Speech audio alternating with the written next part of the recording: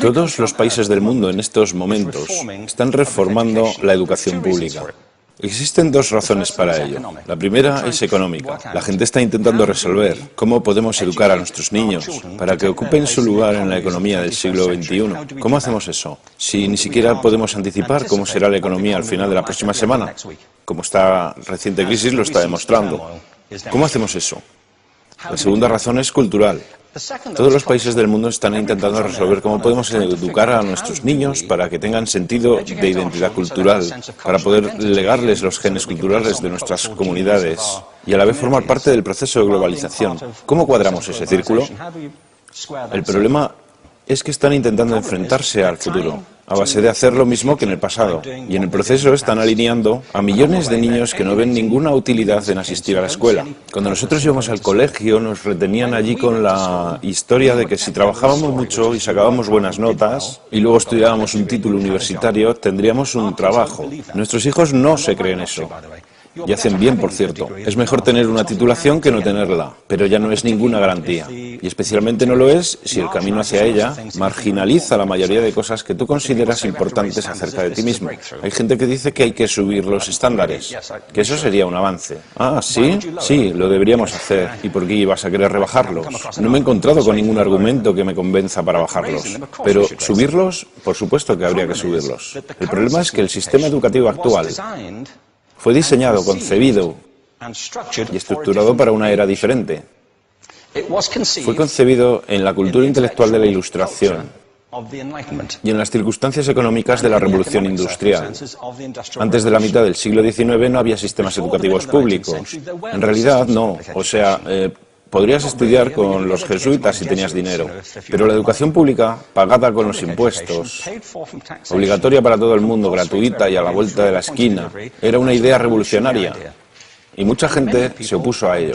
Decían, no es posible para muchos niños pobres que están en la calle beneficiarse de la educación pública.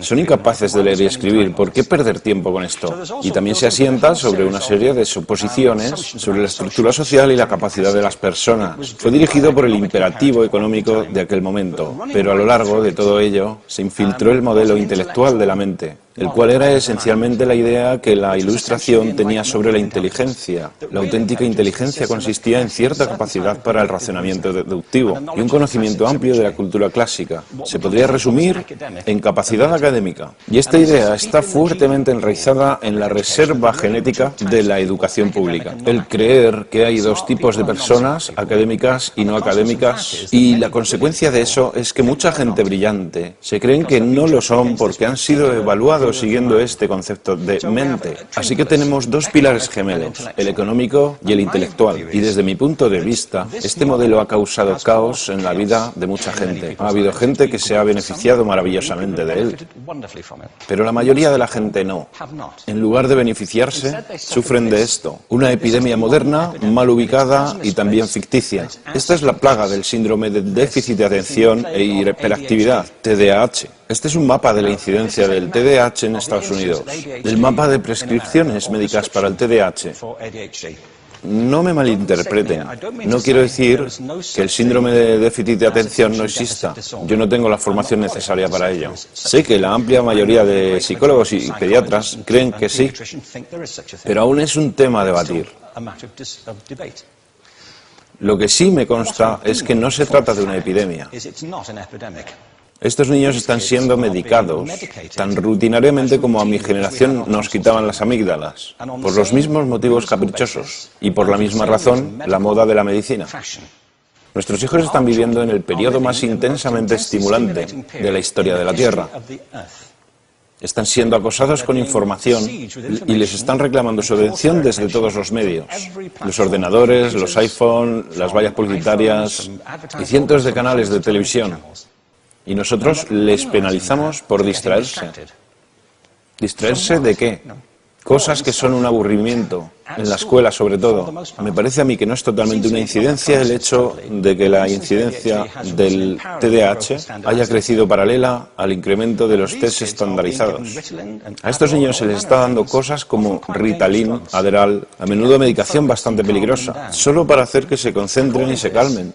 Pero según esto, el déficit de atención aumenta al ir al este de este país. La gente empieza a perder el interés en Oklahoma.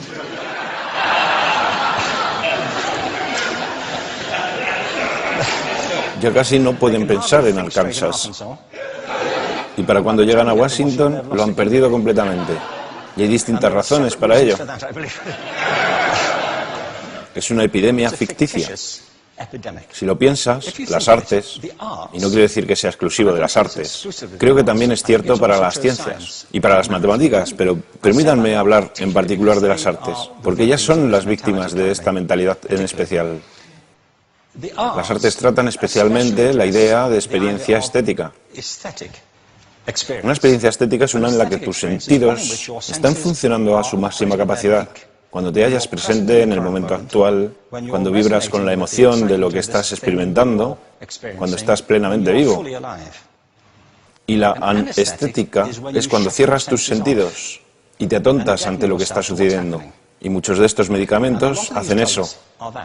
Estamos haciendo pasar a nuestros hijos por el sistema educativo a base de anestesiarlos. Y yo creo que deberíamos estar haciendo exactamente lo contrario.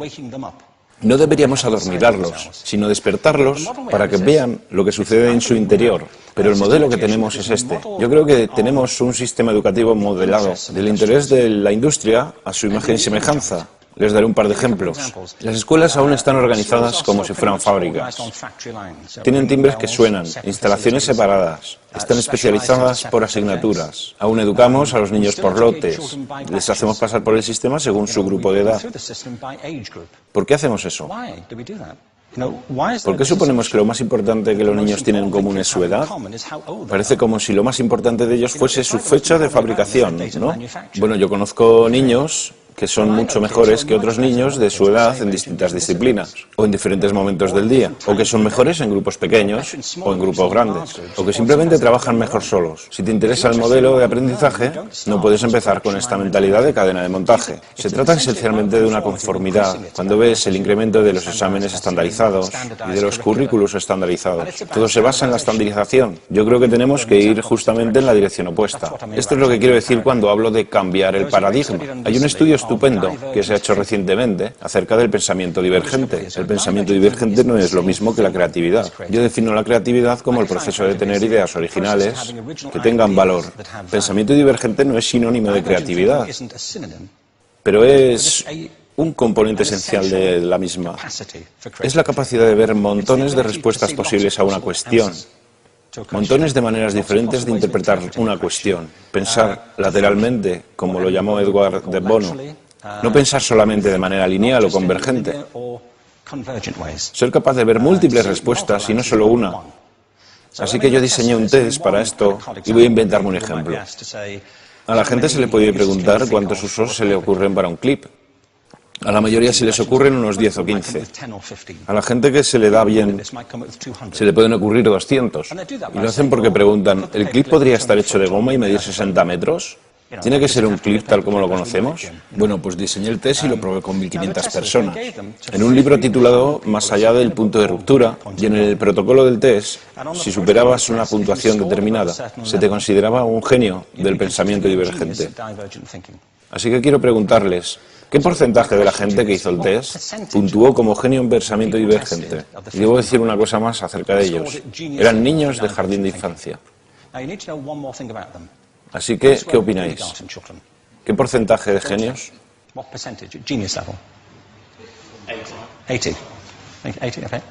98%. Bueno, la cuestión es que era un estudio longitudinal, así que los mismos niños volvieron a hacer el test 5 años después, en edades entre 8 y 10 años. ¿Qué pensáis? ¿50%? Volvieron a hacerles el test otra vez, 5 años más tarde, cuando tenían entre 13 y 15 años de edad. Y se observa una tendencia, ¿no? Bueno, esto nos indica algo interesante, porque se supone que tendría que ser al revés, ¿no? Empiezas no siendo muy bueno, pero mejoras a medida que te haces mayor. Pero esto demuestra dos cosas. Una es que todos nosotros tenemos esta capacidad. Y la otra es que esta capacidad se deteriora en general. Muchas cosas les han pasado a estos niños durante su crecimiento, pero yo estoy convencido que lo que más les ha influenciado es que a estas alturas ya han obtenido una educación académica. Se han pasado 10 años en la escuela, oyendo que solo hay una respuesta correcta. Esta es la parte de atrás del libro, pero no la mires. Y no copies, porque eso es engañar. Fuera de las escuelas, a eso se le llama colaboración.